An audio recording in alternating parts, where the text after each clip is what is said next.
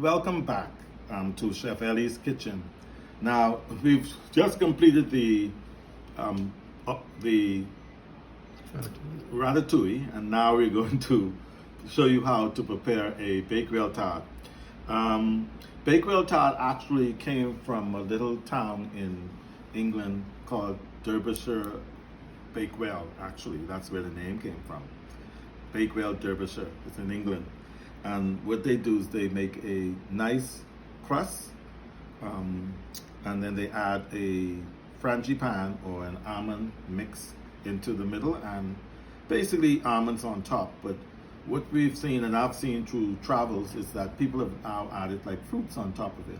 And so what I've been inspired to do is to actually make a guava, something that is, again, indigenous. I want to see people eating the guava all the time because it's very good for you. It's high in vitamin C. And so what I'm going to do here now is show you how to make the crust. And so I have here 12 ounces of all-purpose flour. In fact, you can get the recipe. We have it already printed up for you, and you can probably download it. We have 3 ounces of sugar. And what I've done, I'm now going to add 8 ounces of butter. And I've found in the shop this canola butter blend, which is more heart healthy, so you're not getting all butter. They have it blended with canola oil, which is better for you. And so what I'm now going to do is I'm going to blend this together. Now you notice I'm going to use the top of my hands. The butter must be cold. You should not use warm or room temperature butter. The butter must be cold in order for you to get the product that you're looking for, the final product.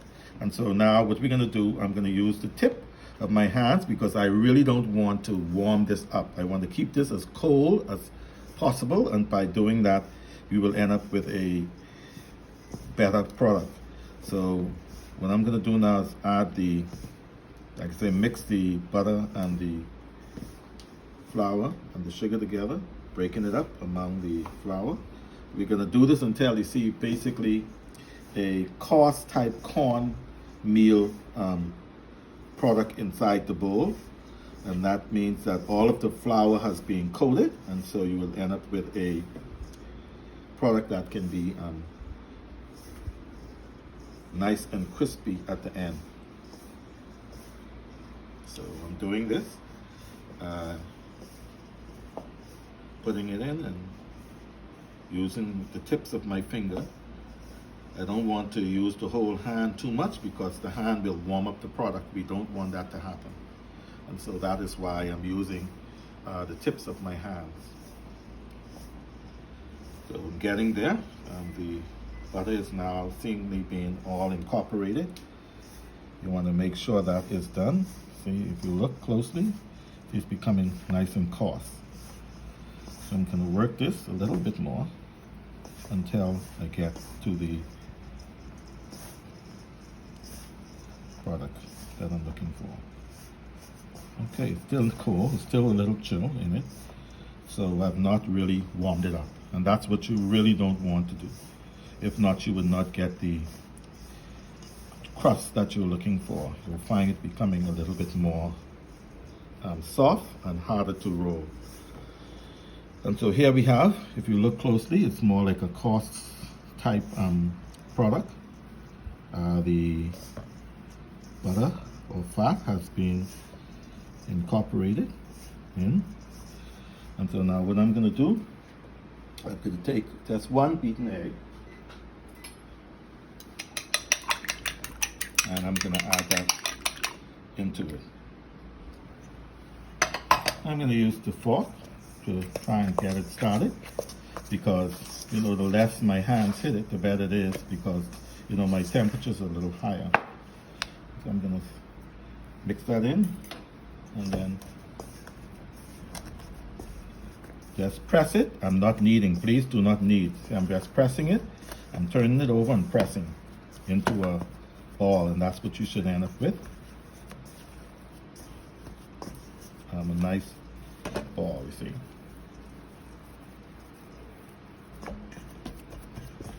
Very nicely done. Just the tip of your hands. Doesn't take long to prepare this.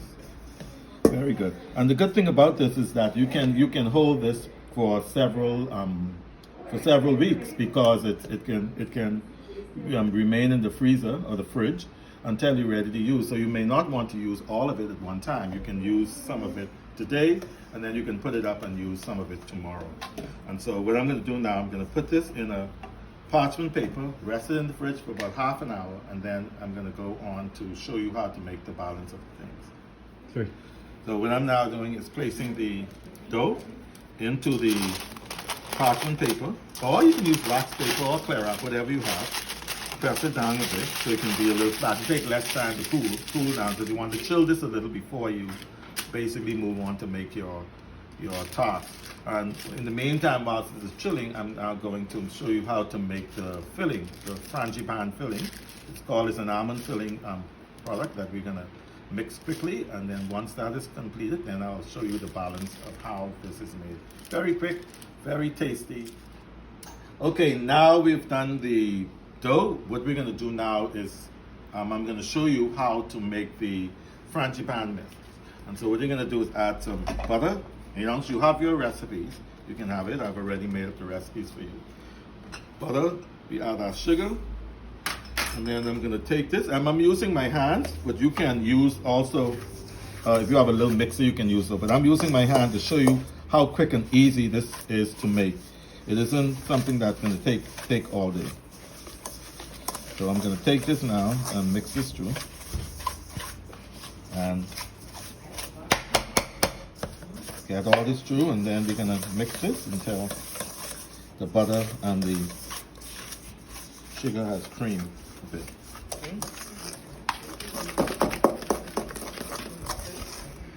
Okay.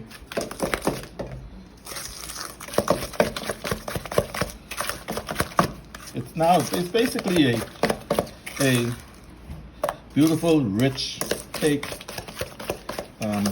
that they put in. Another thing with this is that you do not have to use all of it at one time. Now, what I'm going to do is I'm going to get some eggs. I'm going to add it to 2 eggs.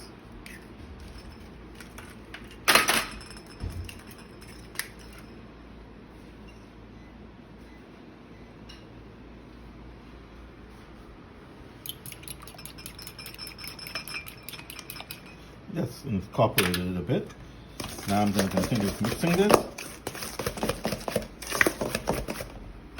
I'm going to add half of the egg, or equivalent to 1. And I'm going to mix this in. Actually, if it starts to curdle, you don't have to worry too much. Curdling is that if you see it seemingly trying to break apart, you just you can add a little bit of flour to it. But, there we go. It's finished. Quick and easy. Ready to go. And so from here, I'm gonna put this on the side, and then I'm gonna go ahead and roll out my tarts. Okay, now we have now had a 40 minutes rest, anywhere between 20 to 40 minutes, but I left it in for 40 minutes because I had something else to complete. But what I'm gonna do now is take the dough, I'm gonna press it out. It's a little chill, which is good, because it would not fall apart on you. I'm gonna put a little flour to the bottom of the parchment pan paper and on top. I find this a little more easier to when you roll it out like this on the paper. So I'm rolling it out to about an 1/8 of an inch, not to your hand. So now I'm gonna just cut out some rings. If you don't have cutting rings, you can use the top of your mayonnaise jar or something and get the same product in the end. So I'm going to take that, and I'm going to now put that in there. You can add, if it doesn't fit completely, you can add pieces in, because you would not see that in the end.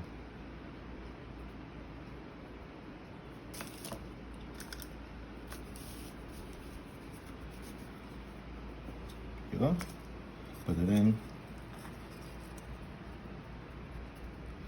Make sure push the dough completely down to the end. When you put it in, make sure you push it straight to the end. You do not want to leave it out. If not, you'll end up with a bubble in your dough. Tart. Okay, now we've completed the tart shells. We filled them with the dough. And now what I'm going to do is take the mix, French pan mix that we had, and we're going to put just a little in the tart shell, not that much. You're talking about, you're going to come up about a third for the fruits, a third of the shell, not much of it. This is now the original Bakewell tart. And basically what they do is we add just a little bit of almonds on top. Some people actually put the almonds on it just before it's ready to come out. I put it on top because I don't turn the oven up too high to burn them, and so with that we're able to for them to come out just as nice as when you put it like this. And each piece you're going to take and rest it in the shell. This, by the way, this is fresh guavas. I just got these about 3 days ago. What I did was I peeled them and put them into the freezer, sorry. And so I'm able now to use guava throughout the entire year. And this is how I'm able to provide the same things for people. Doesn't make a difference what time of the year it is. You take guava, it freezes very well. And so now we have our guava in. And I'm going to show you how with the pear. We have pear. This is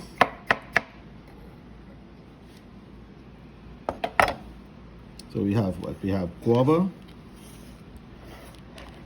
pear, and then we have regular. So basically, I showed this user to give you an idea that you can use anything on it, in it. Peach, plum. I think even dilly. Dilly will be nice. Mango. I've seen us use mango several times, and it was very delicious. And now this is just the pear.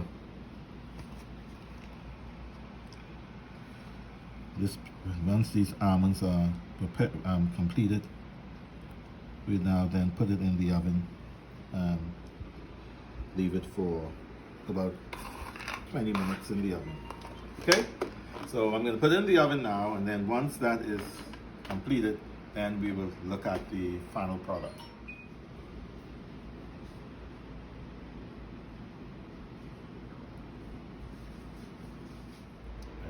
Okay, now we've completed our Bakewell tarts. They've been in the oven for about 15 minutes, and now they're ready to be consumed. We have here the guava. If you look at it, the guava it's come easily out. Look at that shell, that crust. It's really nice and golden brown. Look at it. Really, really nice. It's a very good recipe. Give you full. Yes, so we have it here. And the Bakewell tart. Some people put a little dusting, just a little, for beauty, aesthetic. Or if you want to, this is like a sugar-free jam. You can just brush on for a little bit more appeal.